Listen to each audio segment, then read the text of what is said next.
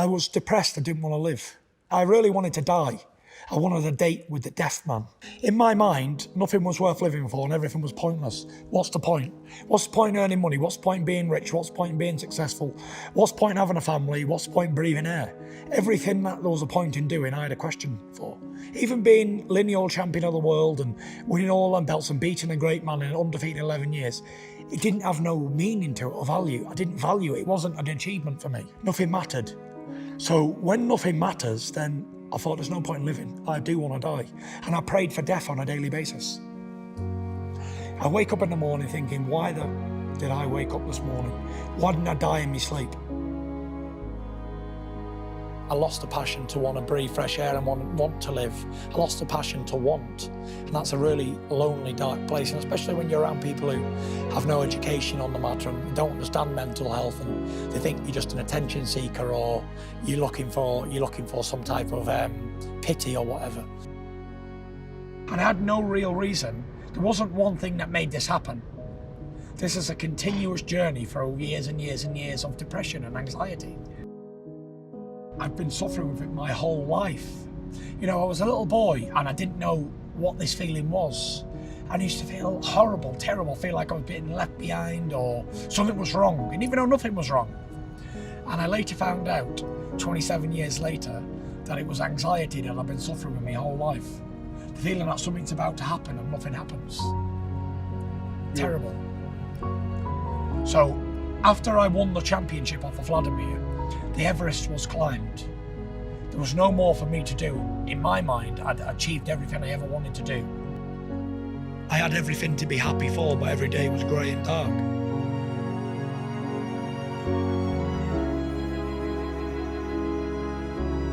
So, I'm suffering with this problem on the inside, and it's like shaking a bottle of champagne up with a corkscrew half hanging out. It's going to explode, and it did. I was on the way to a bridge doing 160 miles an hour in a high-performance car, and I was 100% certain this was the day that I was going to end it all.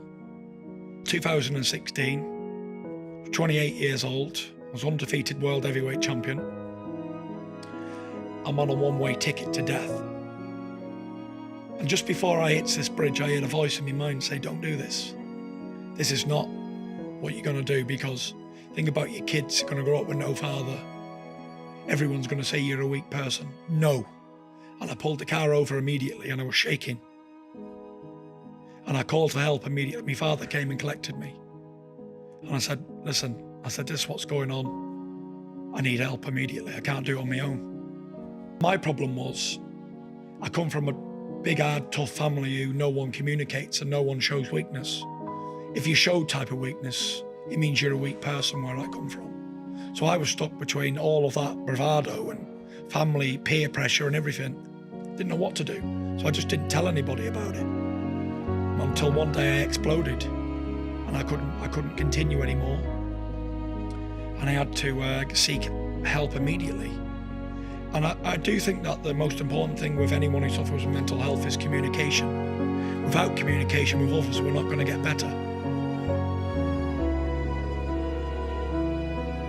I realised I couldn't survive like this anymore, and I couldn't put myself through this mental torture anymore. And that was the first time I went and got medical advice and sought help from a doctor. And it was the best thing I ever did. But at that time, I didn't think it was going to be for me, because I thought, this guy is going to go and tell all his mates that I'm a weak person. It's going to be in the press, but it's not going to be good for me. But when I went there, I finally realised that in order to get well again, I must admit to myself that I'm ill and I need help.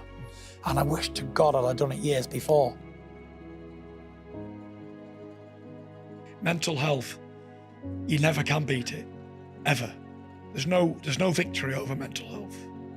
I liken mental health to a famous song that the Eagles wrote, Hotel California, and there's a famous verse in there.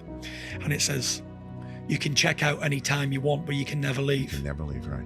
And that is what mental health is about. You can check out any time you want. You can get better again, but it will never leave you, ever. You just got to learn to maintain and manage what we're suffering with. If I can do it, anybody can do it. I'm no one special. I was a fat pig at nearly 28 stone, drinking and taking drugs on a daily basis. Changed my life around. I suffered with depression, up to the point of suicide, anxiety attacks, everything.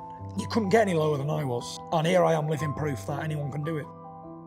I do promise anybody who's listening, anybody who's suffering, that it will get better. And there is going to be sunshine days once again. Because I've been there, I've woke up every day and I felt terrible. And there is no pinpoint accuracy on what causes this problem. Because if we knew, we just wouldn't do that thing that's caused it and move on. You can't tell someone to pull themselves together and get up and do it, because that just puts you in a deeper hole. What helped me was having a routine and a purpose to live. What do you want them to see? I want them to see that there is a light at the end of the tunnel, because no matter what they're going through in their life right now, I've already been there and done it, and will continue to go down that same path until the day that I die.